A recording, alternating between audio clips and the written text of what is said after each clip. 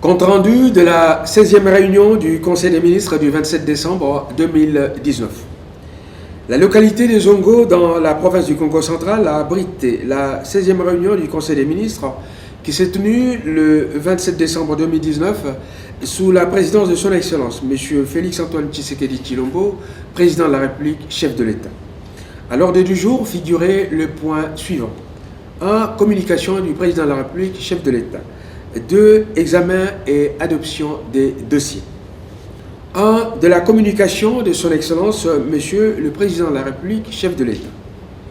Dans sa communication à l'ouverture de la 16e réunion du Conseil des ministres, le Président de la République a recommandé aux membres du gouvernement de se concentrer sur les travaux du séminaire gouvernemental qu'il venait d'ouvrir quelques heures auparavant.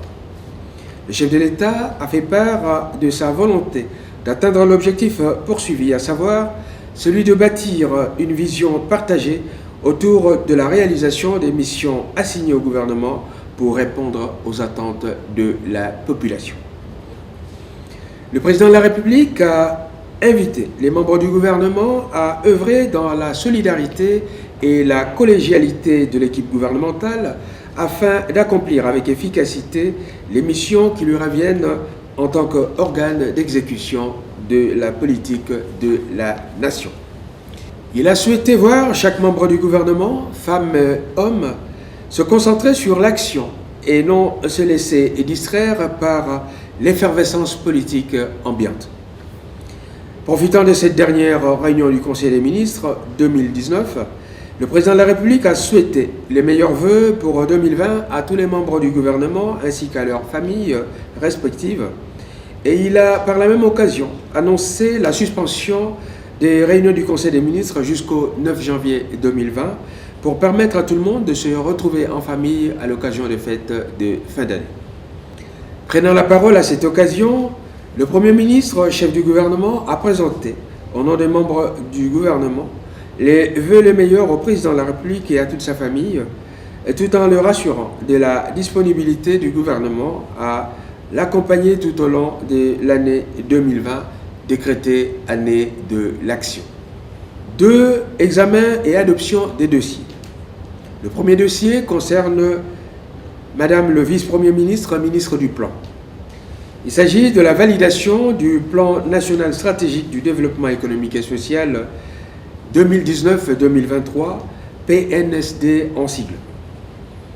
Madame le vice-premier ministre en charge du plan a exposé aux membres du gouvernement le contenu du document relatif au plan national stratégique du développement économique et social, PNSD en sigle, pour la période allant de 2019 à 2023 en vue de sa validation. Ce plan, qui représente la tranche quinquennale, est le fruit de plusieurs concertations et contributions des ministères sectoriels et prépare les différentes étapes du trajectoire à franchir par la République démocratique du Congo en vue de son accession au statut de pays développé. La trajectoire à parcourir comprend donc essentiellement trois séquences, à savoir l'atteinte du statut de pays à revenu intermédiaire, de pays émergents ensuite, et enfin de pays développés. Pour ce faire, il a fallu procéder à une approche d'identification et d'évaluation des besoins, de mise en place des programmes et des mesures nécessaires et d'en assurer le suivi. Ce plan a pris en compte les projets commencés en 2019 ainsi que le programme dit de 100 jours initié par le président de la République, de même que les différents projets contenus dans le programme gouvernemental défendu par le Premier ministre devant l'Assemblée nationale. Après débats et délibérations, le Conseil des ministres a adopté ce dossier. Deuxième dossier, celui présenté par Madame le ministre d'État, ministre des Affaires étrangères. Il s'agit du projet relatif à la rouverture du consulat général de Belgique à Lubumbashi.